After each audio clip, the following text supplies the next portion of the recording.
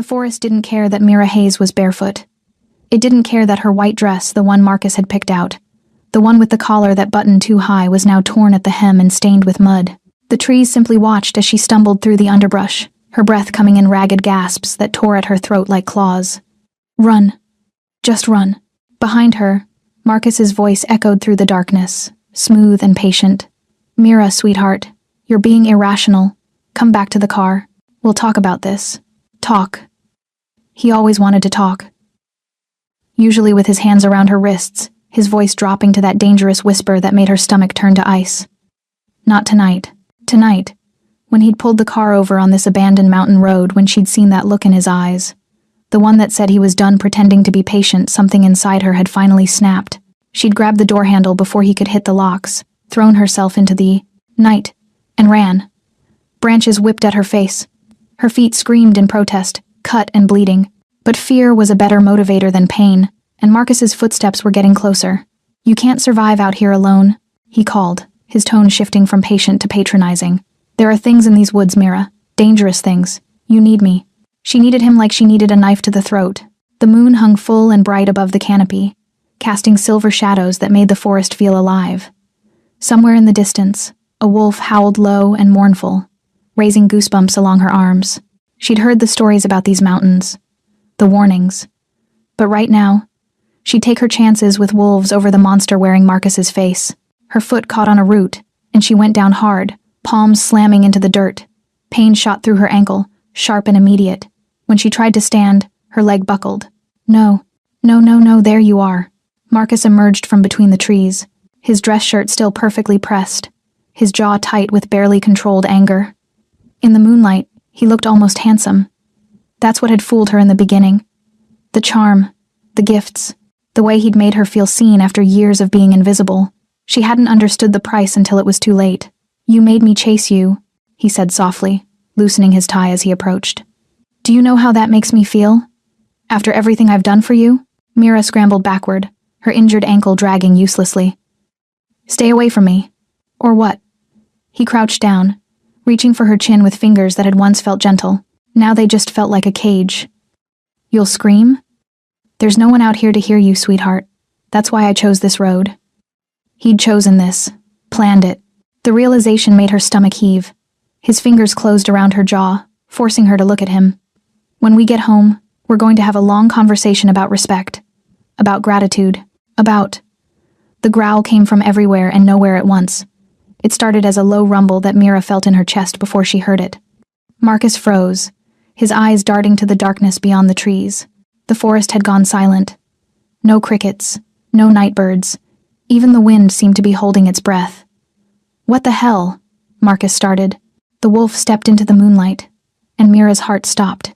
It was massive, larger than any wolf should be, with fur so dark it seemed to absorb the shadows around it. But it was the eyes that made her forget how to breathe amber and burning, with an intelligence that was distinctly, impossibly aware. Those eyes weren't looking at her. They were locked on Marcus. Jesus Christ.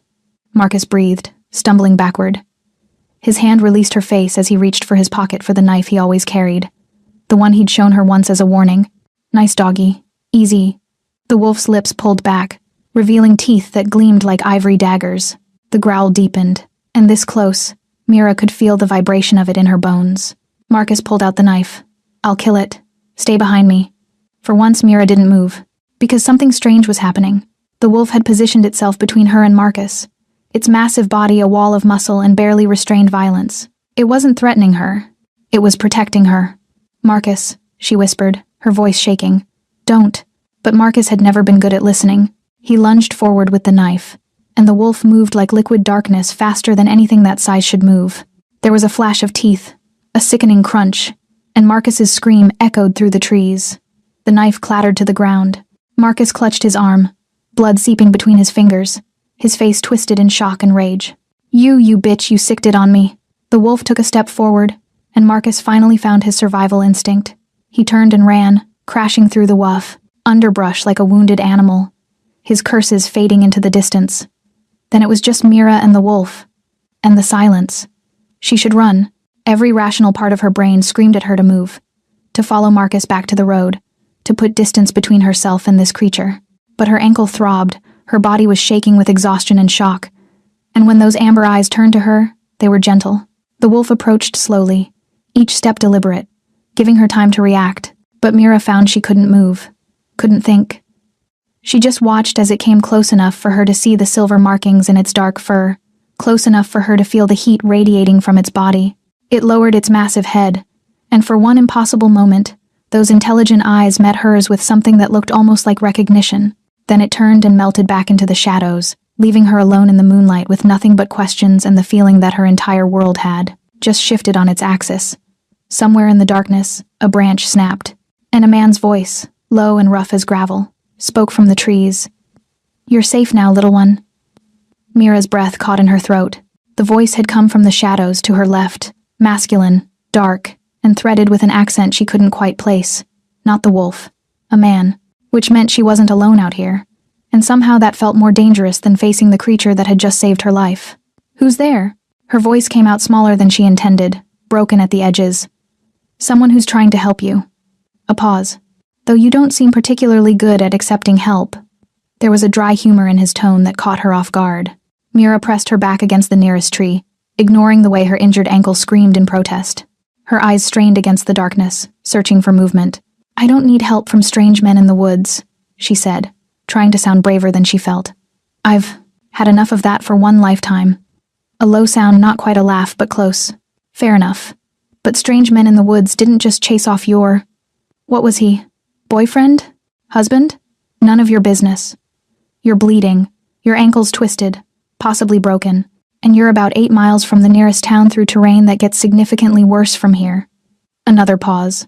"I'd say that makes it my business when I find you on my land." His land. Mira's mind raced, trying to remember what she'd heard about this area. Private property. Acres and acres of forest owned by someone. She'd never paid attention to the details. "I didn't know," she said quietly. "I was just running." "I know." Something in his voice softened, just barely. "I saw." Her heart skipped. "You saw? How long were you?"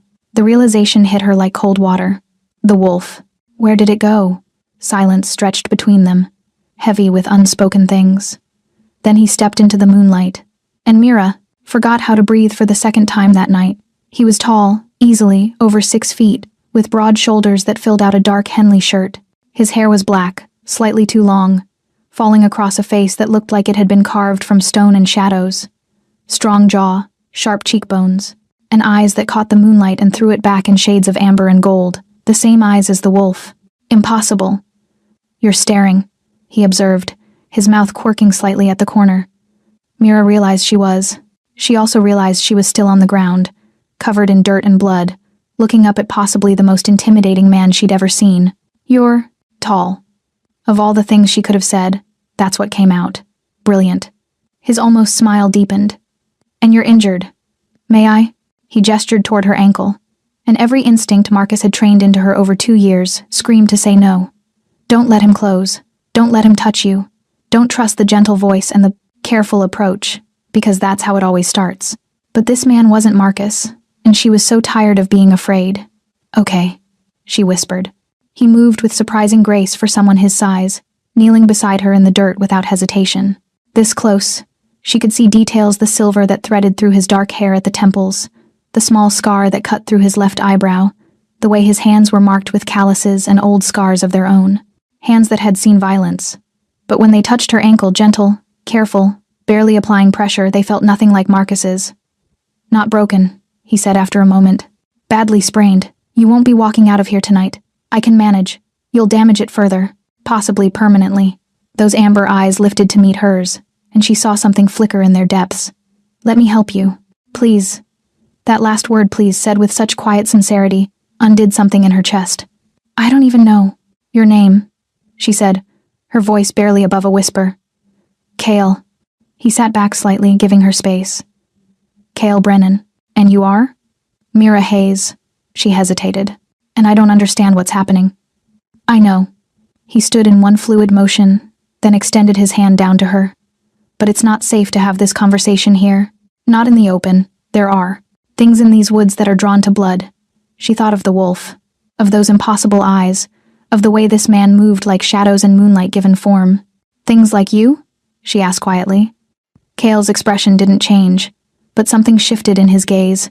A recognition, maybe, or respect. "Smart girl." "Yes, things like me." He was admitting it, whatever it was. The reasonable part of Mira's brain insisted this was insane, that she should be running, screaming, doing anything but taking the hand of a man who just implied he wasn't entirely human. But the reasonable part of her brain had also told her to stay with Marcus, to believe his apologies, to think she could fix him. She was done listening to the reasonable part. Mira placed her hand in his, and the contact sent a shock of warmth up her arm that had nothing to do with temperature. His fingers closed around hers, careful, controlled, and he lifted her to her feet like she weighed nothing. "I have a cabin about a quarter-mile north," he said, keeping one hand under her elbow to steady her. "Medical supplies. A phone if you want to call someone. A locked door. Why are you helping me?" Cale was silent for a long moment, his jaw tightening. When he finally spoke, his voice was rough. "Because 2 years ago, I found my sister bleeding in a forest much like this one, running from a man much like yours, and I was 10 minutes too late." The weight of those words settled between them like stones. "I'm sorry," Mira whispered. "Don't be sorry. Just let me make sure you survive the night." He shifted, positioning himself so she could lean on him, without putting weight on her injured ankle. "Can you walk if I help?" She nodded, not trusting her voice. They moved through the forest together, Cale's presence solid and steady beside her. The trees seemed to part for him, the shadows bending away.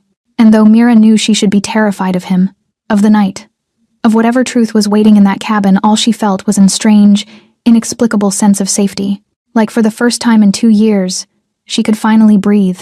The cabin emerged from the darkness like something out of a dream. It wasn't what Mira had expected, not some ramshackle hunter's shelter or forgotten outpost. This was solid, well-maintained, with large windows that reflected the moonlight and a wraparound porch that spoke of quiet evenings and careful planning. Smoke curled from a stone chimney, and warm light glowed from within. Someone lived here. Really lived here. "You weren't kidding about the quarter-mile," Mira said, trying to mask how much the walk had cost her. Every step had sent fire shooting through her ankle, but she'd bitten her tongue and kept moving. She'd learned to hide pain well. Cale glanced at her, and something flickered across his face. "You should have told me it was too much. I would have carried you. I don't need to be carried." "No," he agreed quietly. "You don't need to be. But sometimes accepting help isn't weakness, it's wisdom." The words settled into her chest, uncomfortable and true. He guided her up the porch steps, his hand never leaving her elbow. The touch was impersonal, steadying nothing like Marcus's possessive grip, but Mira was hyper-aware of it nonetheless, of the heat of his palm through her torn dress sleeve, of how carefully he matched his pace to hers. The inside of the cabin matched the outside, organized, masculine, surprisingly comfortable. A stone fireplace dominated one wall, flames crackling low, leather furniture that looked well-worn, bookshelves packed with titles, ranging from wildlife biology to ancient mythology. And everywhere, the scent of cedar and something wild she couldn't name. It smelled like the forest. Like him. "Sit," Cale said, gesturing to the couch near the fire. "I'll get the first aid kit." Mira lowered herself carefully onto the leather, watching as he disappeared through a doorway. The moment he left, the room felt larger, colder. She wrapped her arms around herself, suddenly aware of how much she was shaking. What am I doing here? She'd run from one strange man straight into the arms of another. One who'd admitted, or at least heavily implied, that he wasn't entirely human. One whose eyes matched the wolf that had saved her life. The logical choice was to call the police, to get back to civilization, to... "You're thinking too loud." Mira jumped as Cale returned, carrying a red case and a glass of water. He set both on the coffee table, then settled onto the floor in front of her, deliberately putting himself lower. She realized. "Less threatening. Drink," he said, nodding to the water. "You're in shock. Your body needs it." She wanted to argue, but her throat was parched. The water was cold and clean, and she drank half the glass before setting it down with shaking hands. Cale opened the first aid kit with practiced efficiency. "May I look at your ankle?" His formality was almost jarring, like he was afraid one wrong word would send her running. "Smart man." "Yes," she said softly. He lifted her foot with the same careful gentleness he'd shown in the forest, his brow furrowing as he examined the swelling. His hands were warm, steady, and Mira found herself studying his face in the firelight. The sharp angles, the concentrated expression, the way his jaw tensed when he found a particularly bad bruise. "This is going to hurt," he warned before beginning to wrap the ankle in a compression bandage. "Tell me if it's too much." It did hurt, but Mira had learned to breathe through pain, to dissociate, survive.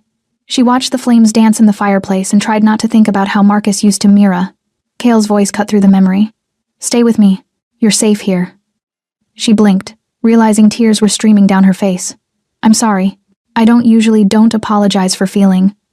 He finished securing the bandage, then sat back, giving her space, especially not for feelings that bastard gave you every right to have. The bluntness surprised a wet laugh out of her. "You don't even know what he did." "I know enough." Cale's eyes met hers, amber burning in the firelight. "I know the way you flinched when I moved too fast. I know the way you apologize for things that aren't your fault. I know the way you braced yourself for impact when I touched your ankle, like you expected it to be punishment instead of help." Each word landed like a physical blow. Because he was right. He'd seen it all in the space of an hour, catalogued every learned response, every survival mechanism. "How?" she whispered. "Because I've seen it before." His voice went rough, distant. "My sister, Elena. She was with someone for 3 years before she finally ran. By then, she was so broken she didn't even recognize herself anymore. You said you were too late." "I was." Pain flashed across his face, raw and unguarded. "She made it to the forest. She called me. But her ex found her before I could get there. By the time I tracked her scent," he stopped, jaw clenching. "By the time I found her, she was already gone. Tracked her scent." The words hung between them, confirmation of what Mira had already suspected. "The wolf," she said quietly. "In the forest. That was you, wasn't it?" Cale didn't answer immediately. He stood, moving to the fireplace, his back to her. In the flickering light, his shadow seemed larger than it should be, almost predatory. "Yes," he finally said. "That was me." The admission should have terrified her, should have sent her scrambling for the door despite her injured ankle. But all Mira felt was a strange sense of relief, like finally knowing the monster's shape made it less frightening than the unknown. "What are you?" she asked. He turned, and in the firelight, his eyes gleamed gold. "Do you really want to know? Once I tell you, you can't unknow it. Can't go back to believing the world is safe and ordinary. The world was never safe." Mira's voice came out stronger than she expected. "And I stopped believing in ordinary the moment Marcus put his hands on me the first time and told me it was love." Something like approval flickered across Cale's face. He moved back to the couch, but this time he sat on it, still maintaining distance. But closer. Close enough that she could see the silver threading through his dark hair. Close enough to smell cedar and smoke and wildness. "I'm a shifter," he said simply. "Werewolf, if you prefer the old term. Born, not bitten. Part of a bloodline that's existed in these mountains for 300 years. That's impossible. So is a wolf the size of a small bear appearing exactly when you needed it most." His mouth quirked. "Yet here we are." Here they were indeed. Mira looked at this impossible man with his amber eyes and his careful hands and his grief for a sister he couldn't save. And she made a choice. "Tell me everything," she said. Cal studied her for a long moment, as if weighing how much truth she could handle. Then he leaned back, his gaze drifting to the fire. "My family, the Brennans, we've held these mountains for generations," he began, his voice taking on the cadence of an old story. "We're not the only pack in the region, but we're the oldest, the strongest. Or we were, before the fracturing." "Fracturing?" "A split. 15 years ago, my father died defending our territory from a rival pack. My older brother Dominic took over as alpha, but Dominic, he had different ideas about how shifters should exist in the modern world." Cale's jaw tightened. He wanted integration. Revelation. He thought humans would accept us if we just showed them we meant no harm. "And you disagreed?" "I knew better." His eyes found hers again, dark with memory. "Humans fear what they don't understand, and fear makes them dangerous. I argued for keeping the old ways, staying hidden, protecting our own, maintaining the boundaries between our world and theirs." Mira pulled the blanket Cale had draped over her shoulders tighter. "What happened?"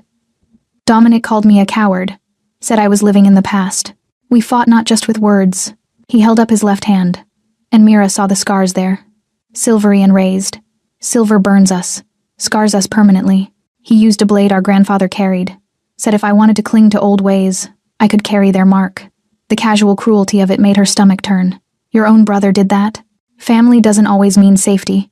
You know that better than most. His voice softened.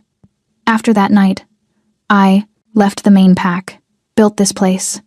I still patrol the territory. It's in my blood. I can't stop, but I stay separate, alone. Except for Elena. Pain flickered across his face. Except for Elena. She came to me after she left her ex the first time. Stayed here for 3 months. I thought she was healing, getting stronger. His hands clenched into fists. But he found her, convinced her he'd changed. She went back. They always say they've changed, Mira whispered, thinking of Marcus's tearful apologies, his promises, his gifts.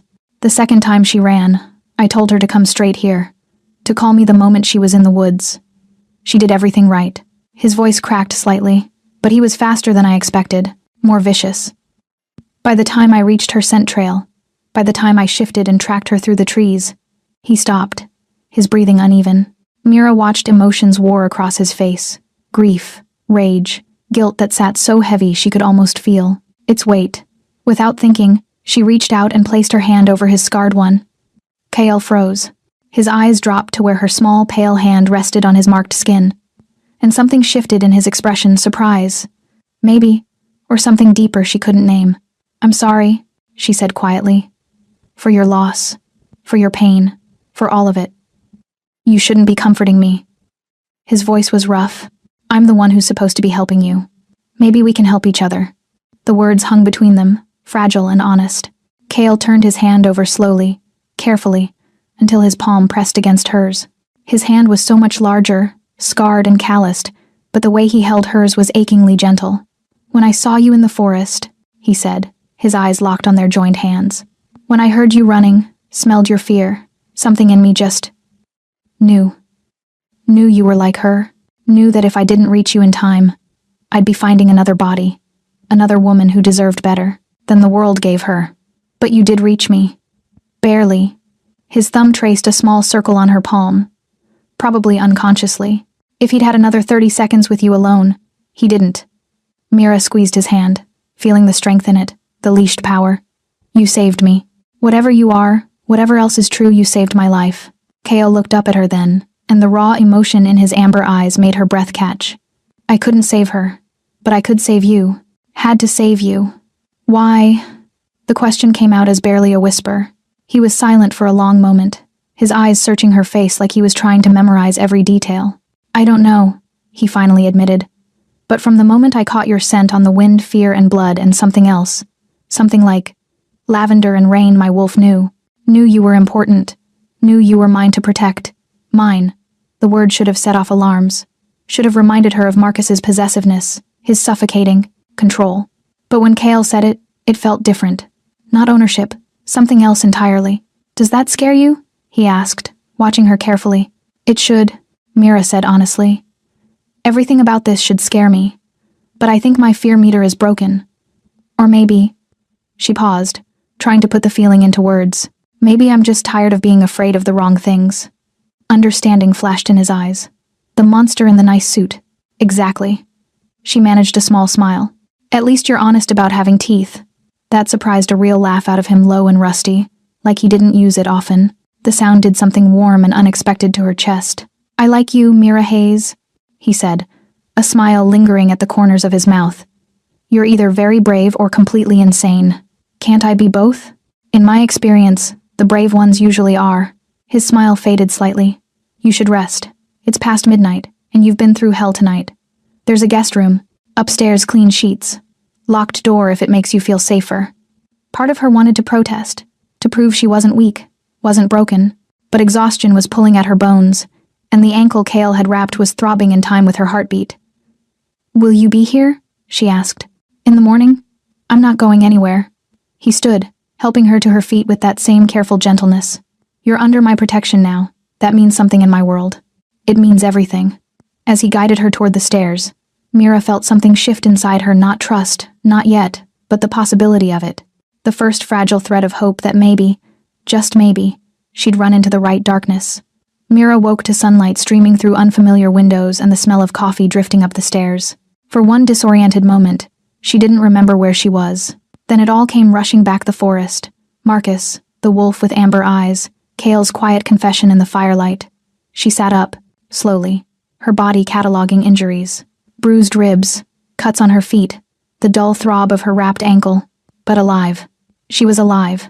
The guest room was simple but comfortable pine furniture, a thick quilt in shades of forest green, and windows that overlooked an expanse of wilderness that seemed to stretch forever. No neighbors, no roads, just trees and sky and the kind of isolation that would have terrified her yesterday. Today, it felt like freedom. Someone had left clothes folded on the dresser, soft flannel pants, and an oversized gray sweater. They were too big, clearly Cale's, but they were clean and warm. Mira changed carefully, her torn dress a reminder of everything she was leaving behind. She should call someone. Her sister, maybe, though they hadn't spoken in months. Or the police. Report Marcus for... what? He'd never hit her where it showed. Never left evidence. Just the slow, methodical breaking of her spirit that left no marks anyone could photograph.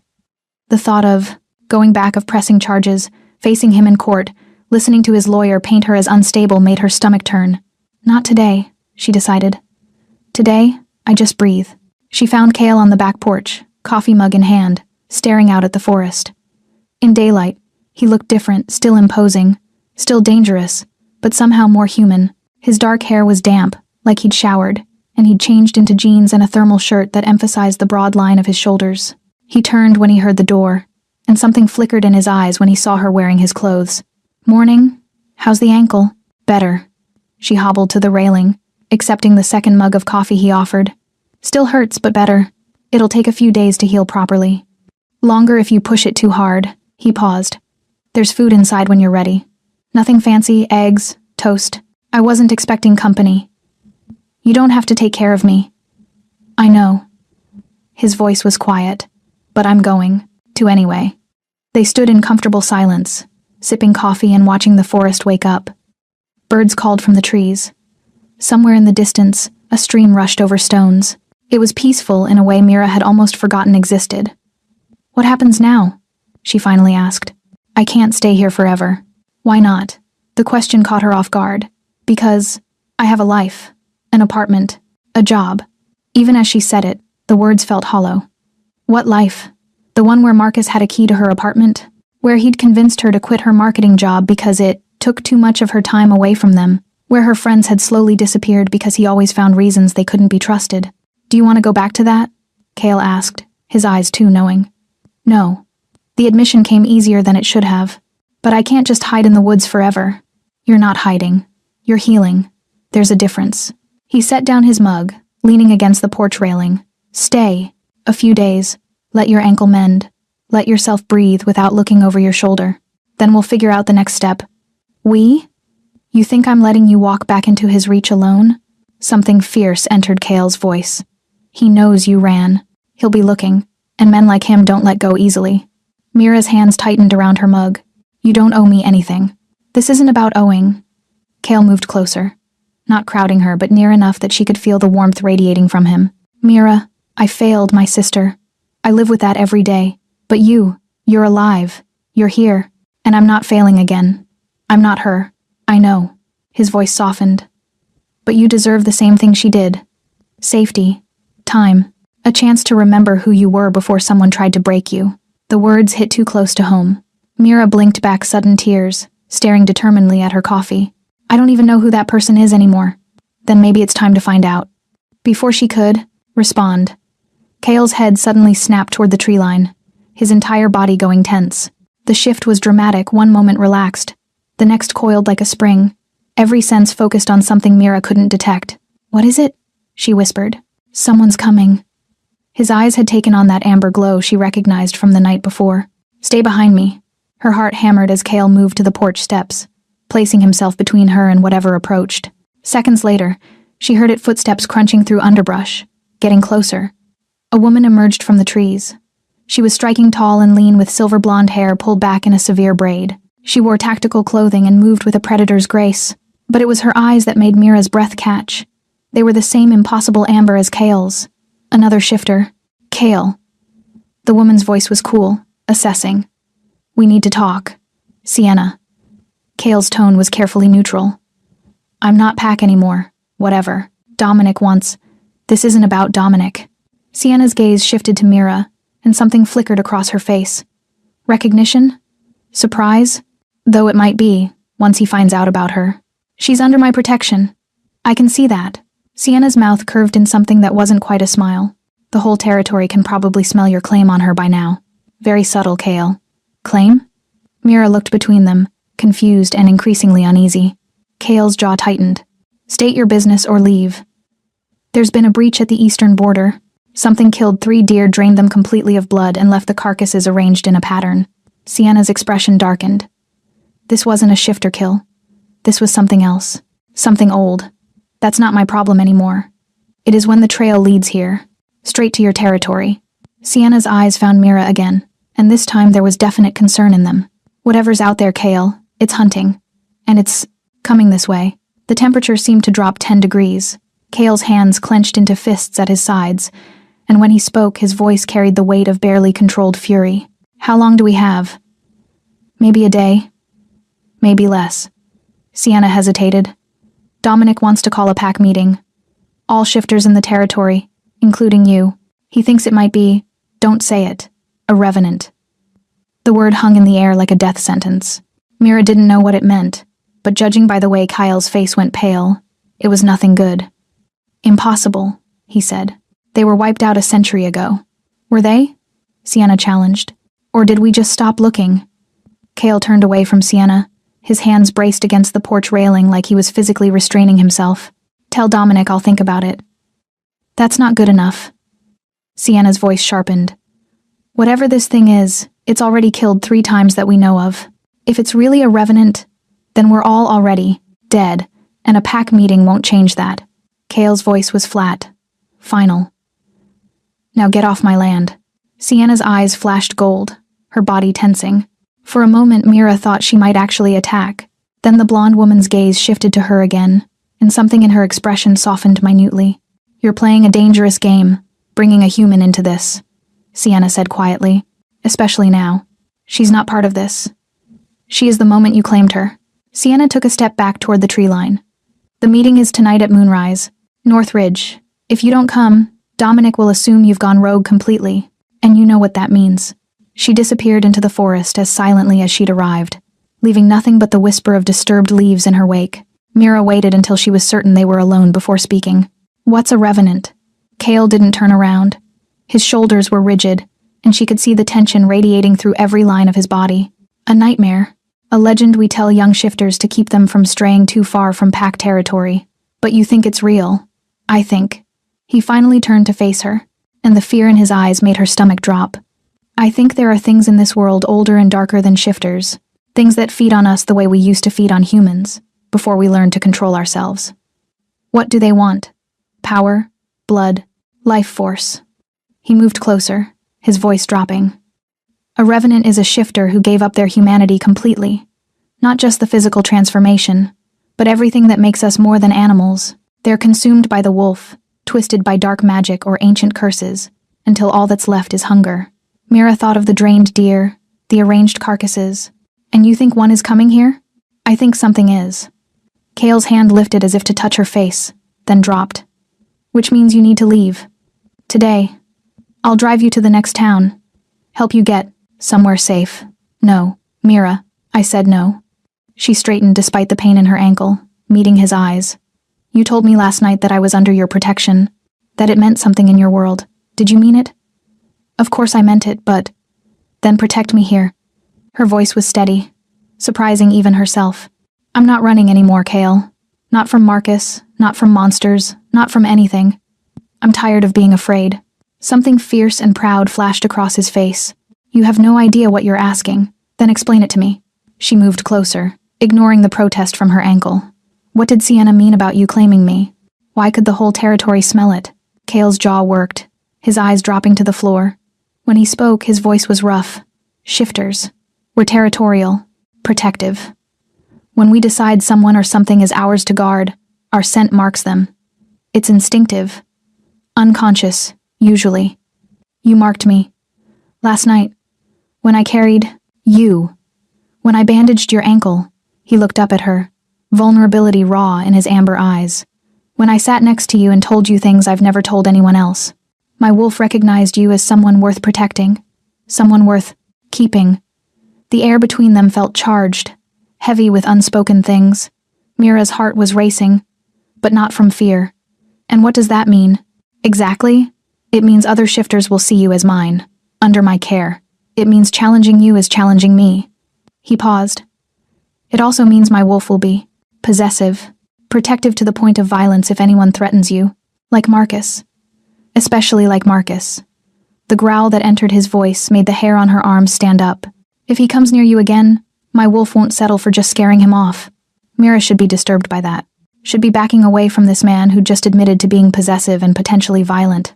But all she felt was a strange sense of safety, of being seen, of finally having someone in her corner who wouldn't make excuses or tell her she was overreacting. What if I want to be yours? The question came out before she could stop it. Kale went very still. Don't say things like that unless you mean them. Why not? Because my wolf will take it as permission.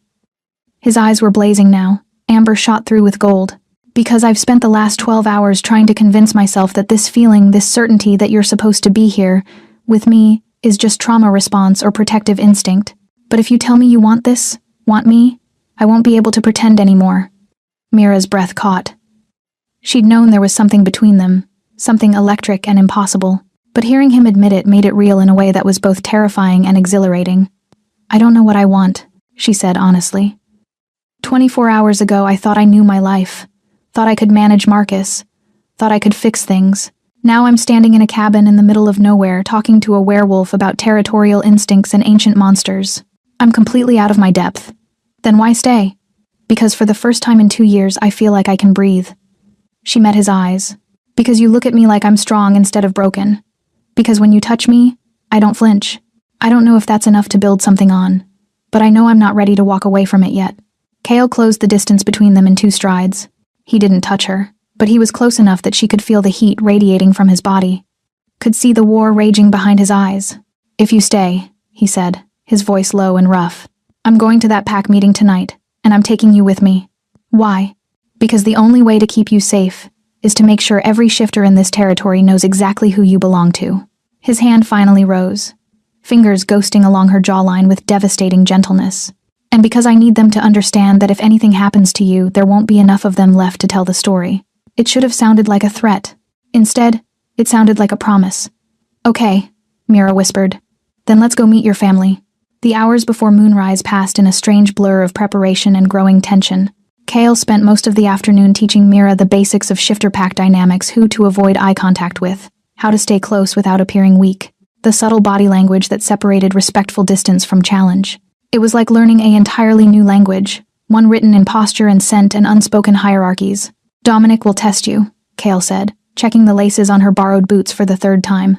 He'd found her sturdier clothes, jeans that had to be rolled at the ankles, a thick sweater, a jacket that smelled like cedar and him. He'll try to intimidate you, make you feel small. Don't let him. And if I do, then he'll see you as a liability. Something to be removed for the pack's safety. Kale's jaw tightened. Stay close to me, don't wander. And if anyone tries to separate us, you run. Straight back here. The cabin's warded with protective symbols. Nothing can cross the threshold without my permission. Mira wanted to ask more about the wards, about the strange silver symbols she'd noticed carved into the doorframe, but Kale's phone buzzed before she could. He read the message, his expression darkening. It's time. The drive to North Ridge took 20 minutes along dirt roads that barely deserved the name. Kale's truck handled the terrain easily, but Mira's stomach churned with each mile. She was about to walk into a gathering of werewolves, actual werewolves, and pretend she belonged there. What am I doing? Second thoughts? Kale asked, his hand finding hers across the console. 100 thoughts, maybe. She managed a weak smile. But I'm not backing out. You could. I'd take you somewhere safe, come back alone. No. She squeezed his hand. We do this together. Something in his expression shifted pride mixed with concern and something deeper she couldn't name. Together. He agreed.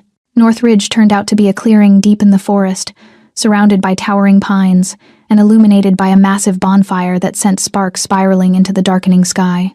As they approached, Mira counted at least 30 people gathered in loose groups, their conversations dying as Kale's truck pulled up.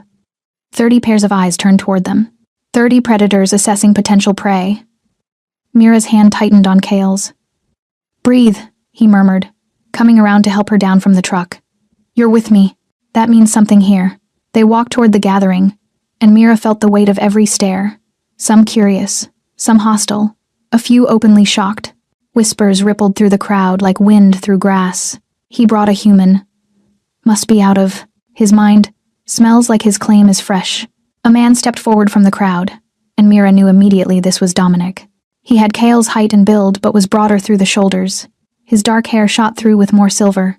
His eyes were amber like all the others, but colder, calculating. Little brother, Dominic's voice carried easily across the clearing. You actually came, and you brought entertainment? Cale's hand tightened on Mira's waist. I brought someone under my protection. Show respect or we leave. Respect? Dominic's laugh was sharp. You abandoned this pack 3 years ago, Cale. You don't get to show up now and make demands. You scarred me and called me a coward. I'd say that settled any obligation I had to you. The tension ratcheted up instantly. Several shifters moved closer, forming a loose circle around them. Mira felt trapped, exposed, but Cale stood steady beside her, his presence an anchor. Still bitter about that?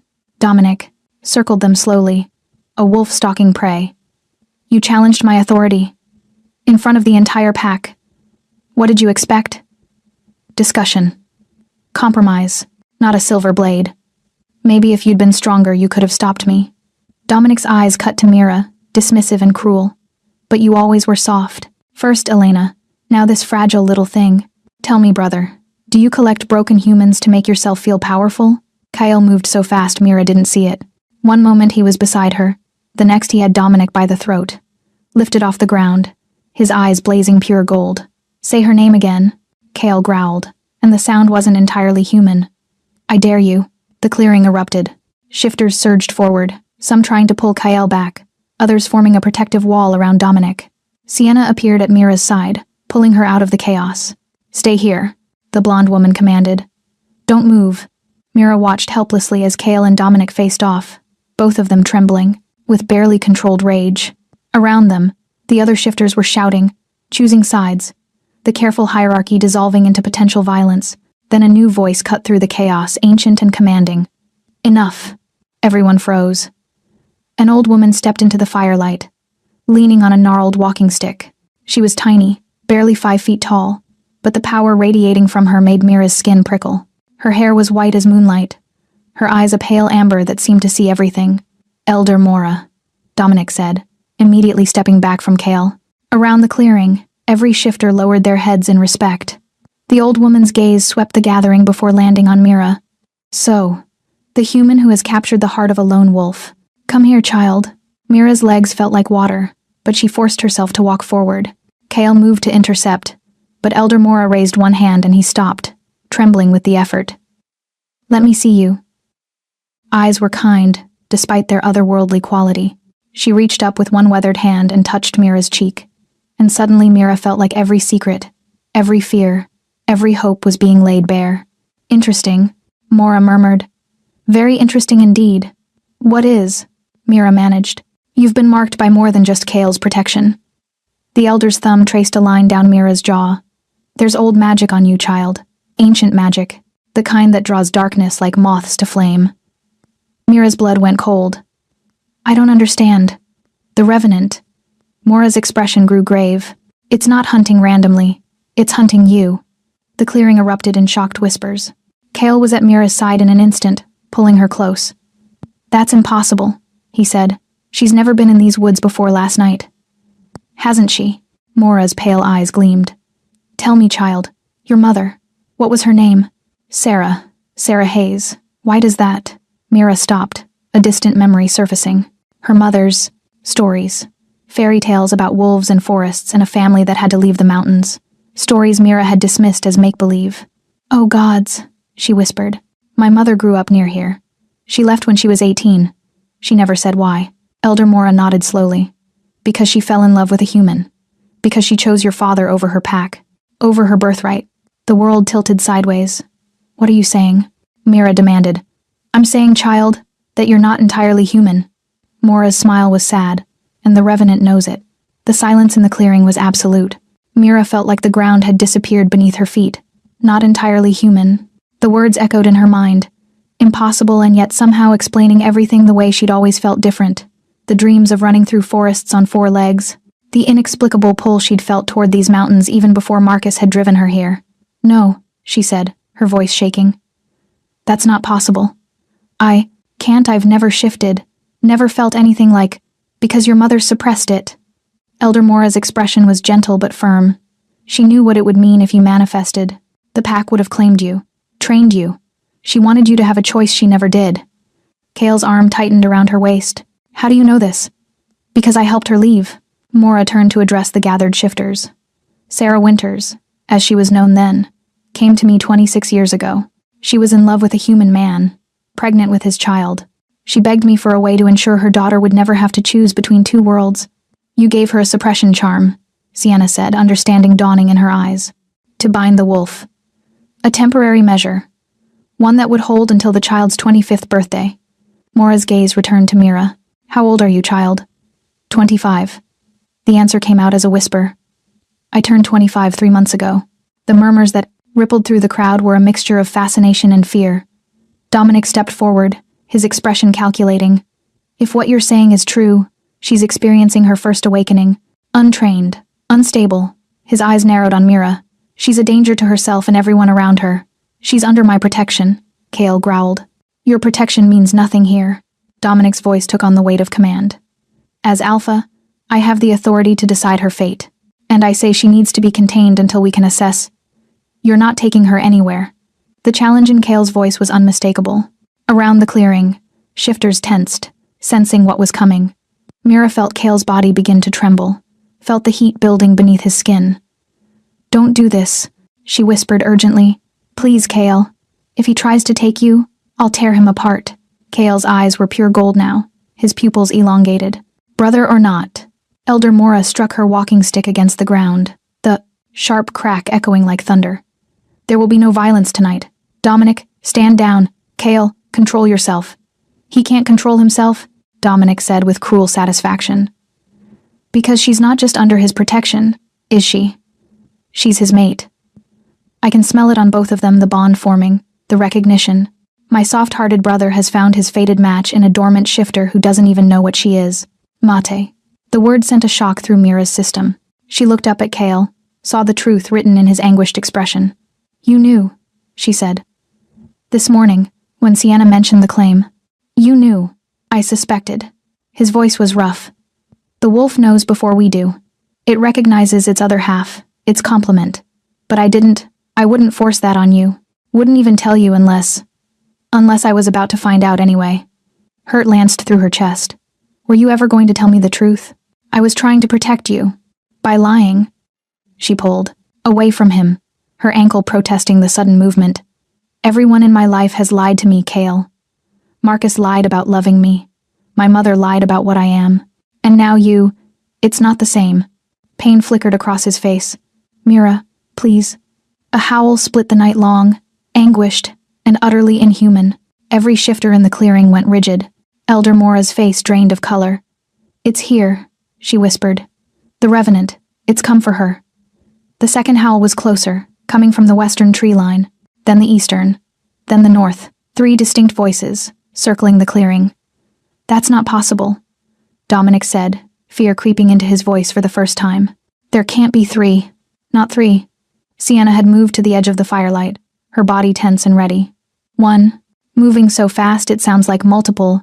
The creature burst from the trees. Calling it a wolf was like calling a hurricane a breeze. It was massive, easily twice the size of even the largest shifter, with fur that seemed to absorb light rather than reflect it.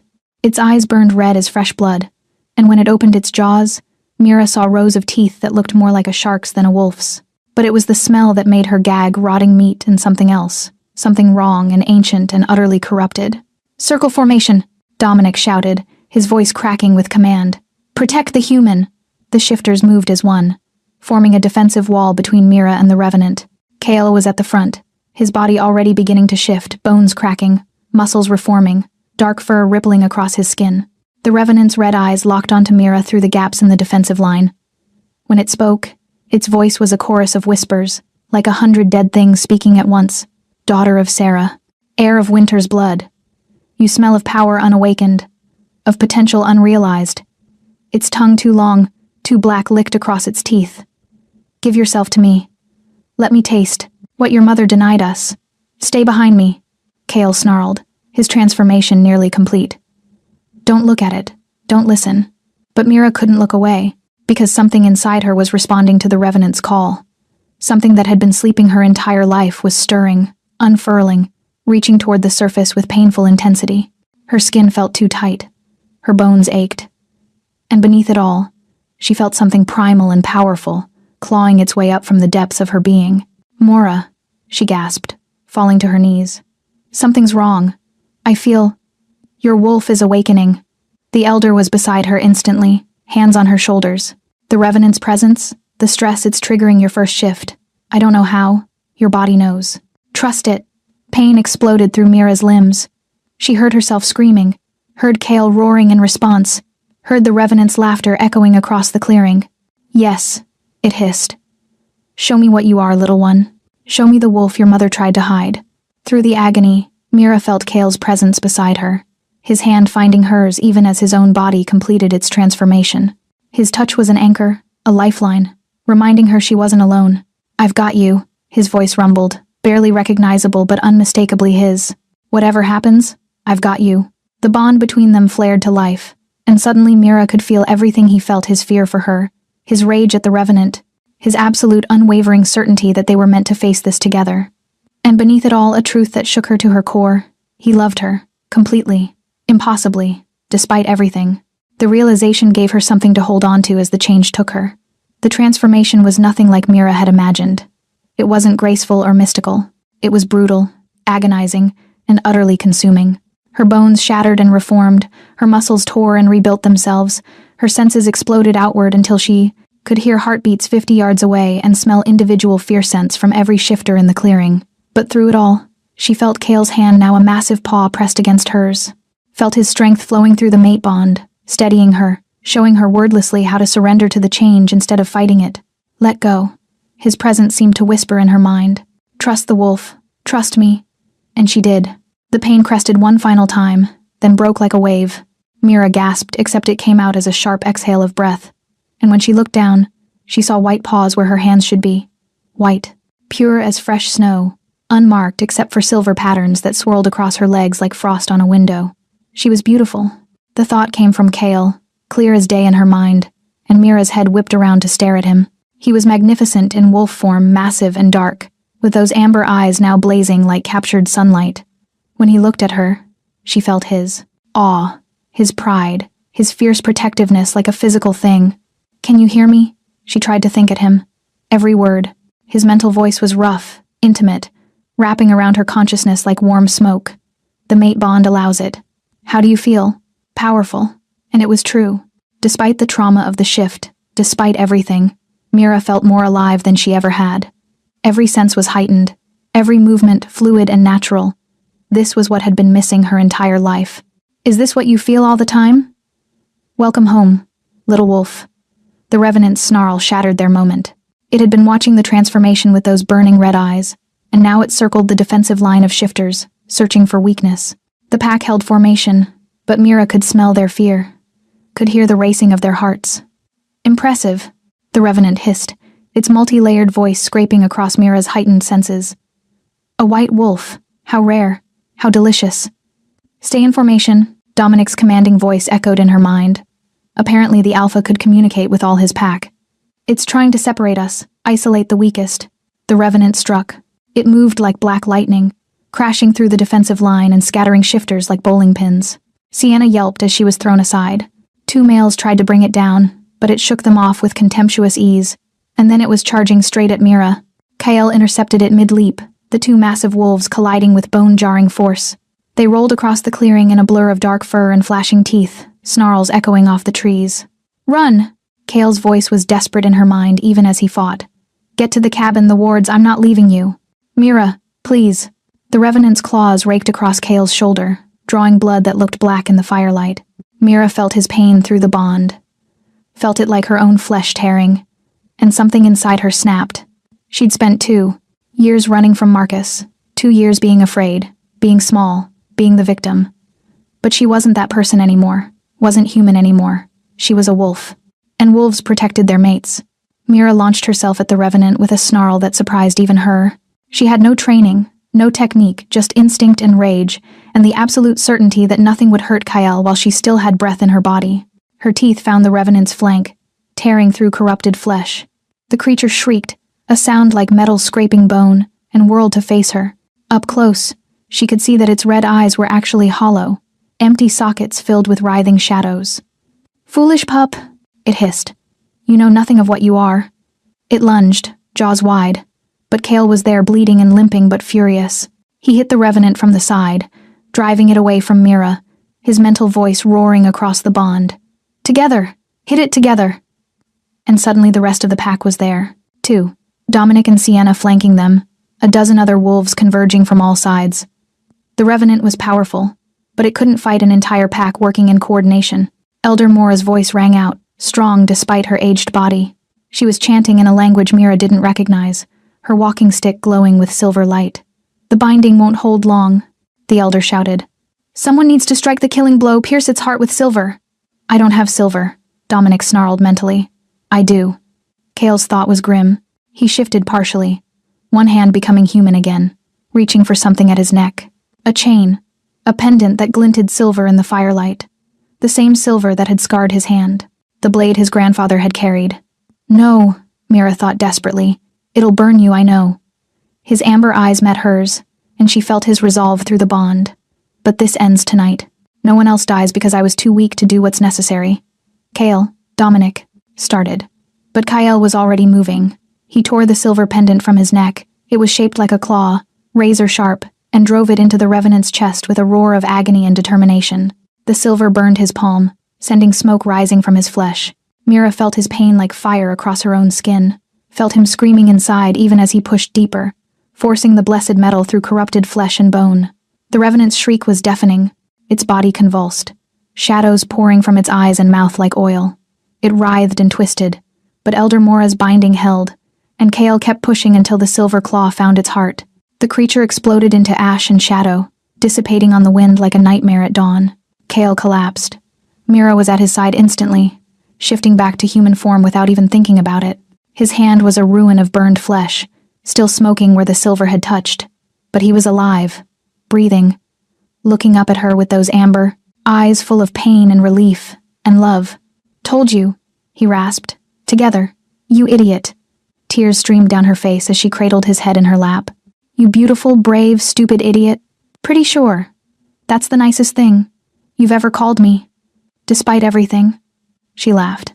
Around them, the pack was reforming, tending to their wounded, processing what had just happened. Elder Mora approached slowly, her expression unreadable.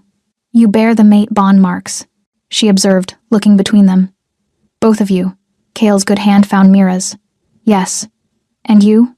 Mora asked Mira. "Do you accept this bond? Accept him? Accept what you are?" Mira looked down at the man who'd saved her life, who'd protected her, who'd believed in her strength even when she didn't.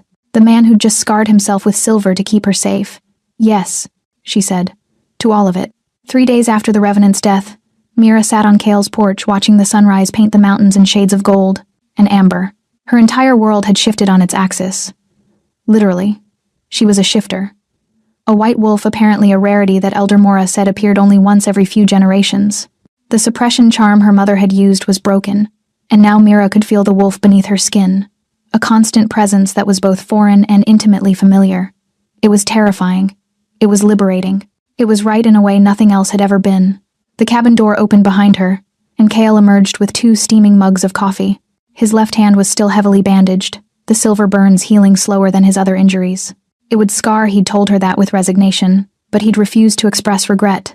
"Worth it," he'd said simply when she'd apologized for the 100th time. He settled beside her now, close enough that their shoulders touched. The mate bond hummed between them, a golden thread of connection that let her feel his contentment, his peace, the deep satisfaction of Heather having her near. "How's the hand?" she asked, accepting the coffee. "Itches. Which means it's healing." He flexed his fingers carefully. "Mora says another week, and I'll have full mobility back." They sat in comfortable silence, sipping coffee and watching the forest wake. It was a routine they'd fallen into over the past 3 days, quiet mornings, before the chaos of pack politics and training sessions consumed their time. Because that was the new reality. Dominic had offered Mira a place in the pack, and after much discussion, she'd accepted.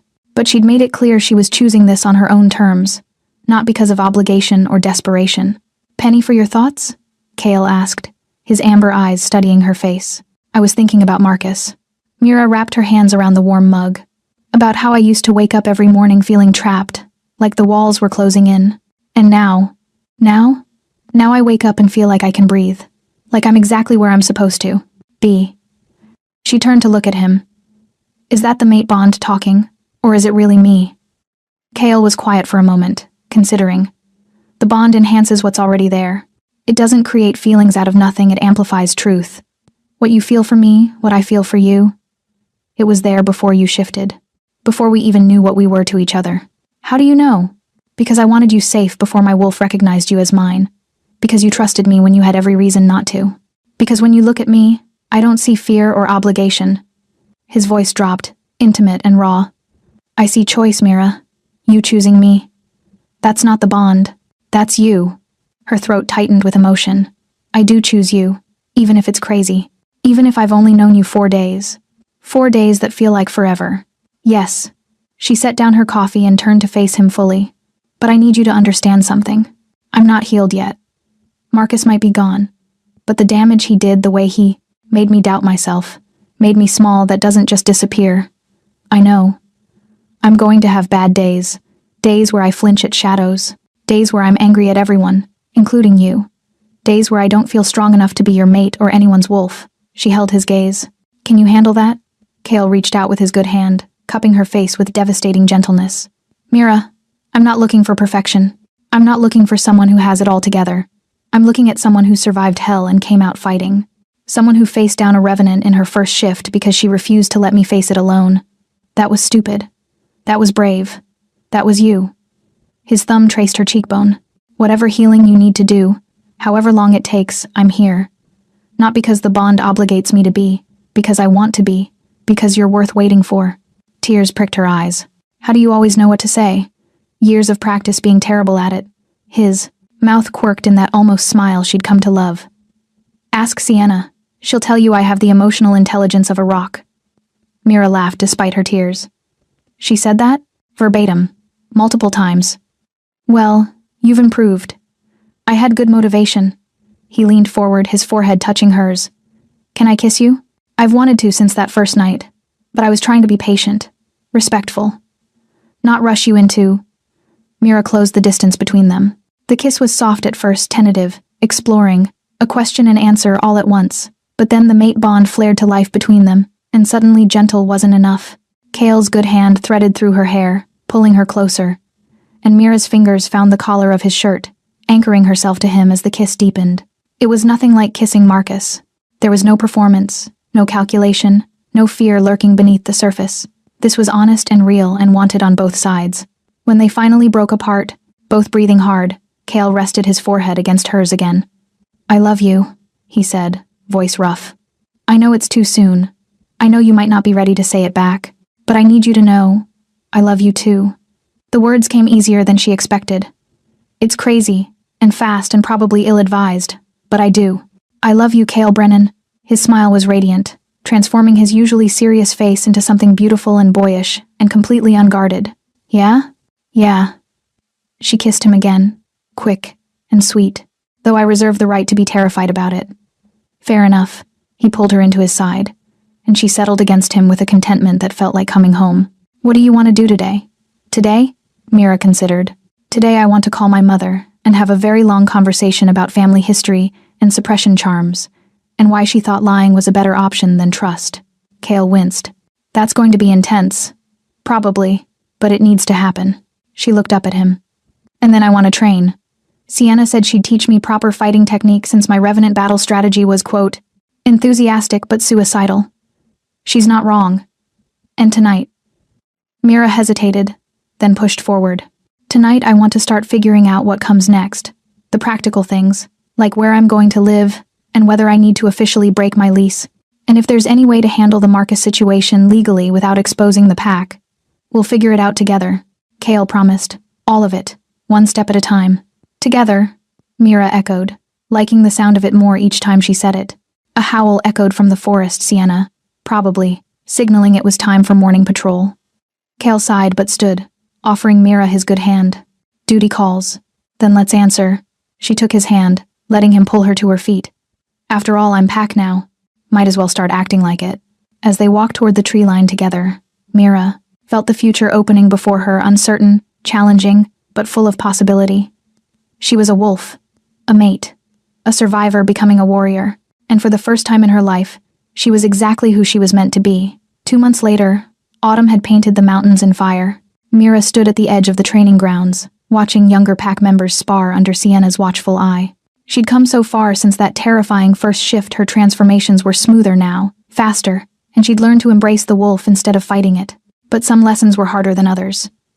You're holding back again, Sienna called out, pausing the session. I can see it in your stance. You're afraid of hurting someone. Because I might actually hurt someone, Mira protested. I'm still learning control. Control doesn't mean weakness. It means choosing when and how to use your strength. Sienna crossed her arms.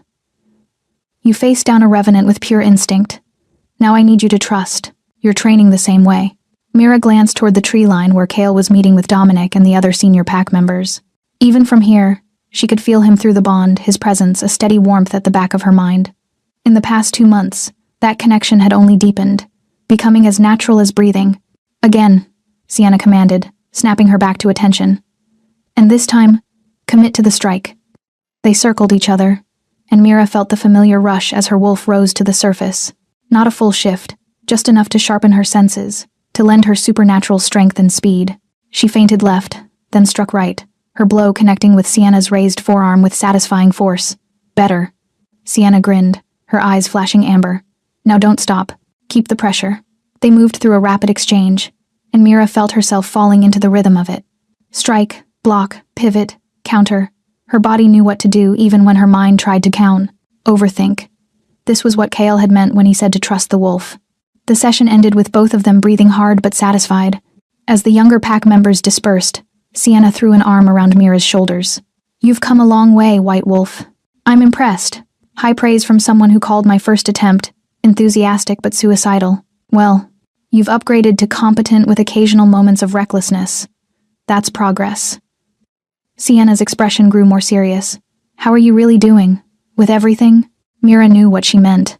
The Marcus situation had been resolved a month ago, restraining order filed, her belongings retrieved with Pack escort, legal paperwork ensuring he'd face consequences if he came near her again. He'd tried once, showing up at her old apartment building.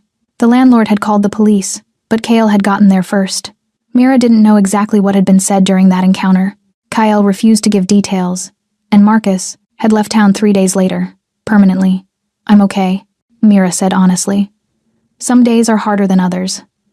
I still have nightmares sometimes, but they're getting less frequent. And Cale?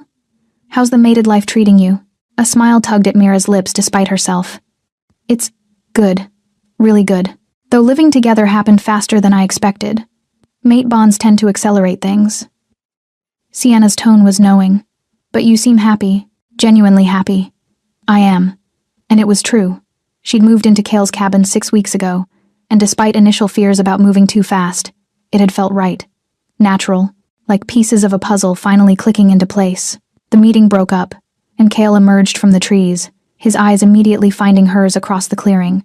Even after 2 months, that look, the one that said she was the most important thing in his world, still made her heart skip. He crossed to her in long strides, and Mira didn't hesitate before rising on her toes to kiss. Some of the younger Pack members made exaggerated gagging noises, but Cale just smiled against her mouth. How was training? He asked when they separated. Sienna only insulted me twice. That's a new record. I heard that. Sienna called over her shoulder as she walked away. And they were constructive criticisms. Cale chuckled, then his expression grew more serious. Walk with me? There's something I want to show you. Curiosity piqued. Mira let him lead her into the forest, their fingers intertwined. They walked in comfortable silence until they reached a clearing she didn't recognize. A beautiful spot where wildflowers grew in abundance, and a small stream burbled over smooth stones. I've been working on something, Cale said, his voice carrying a note of nervousness she rarely heard. A project, and I wanted you to see it before it's finished, in case In case you want changes. Changes to what? He gestured toward the far side of the clearing, and Mira's breath caught. There, partially hidden by trees, was the framework of a house. Not a cabin, a real house, with large windows and a wraparound porch and enough space for a family. Cale. She turned to him, overwhelmed. What is this? A home. Our home, if you want it. His hand tightened on hers. The cabin is mine was mine, but I want us to build something together. Something that's ours from the foundation up. Tears pricked her eyes. You're building us a house. I'm trying to. Dominic's been helping, and half the pack has offered construction expertise. He rubbed the back of his neck with his free hand, suddenly bashful. I know it's presumptuous. We've only been together 2 months, and maybe you're not ready for this kind of commitment.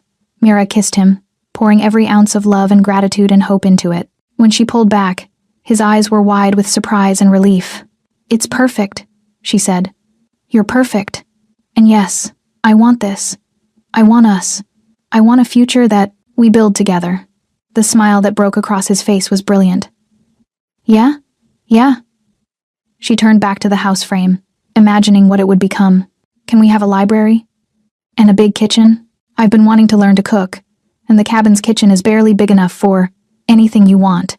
Cale wrapped his arms around her from behind, resting his chin on top of her head. We'll make it exactly what you need.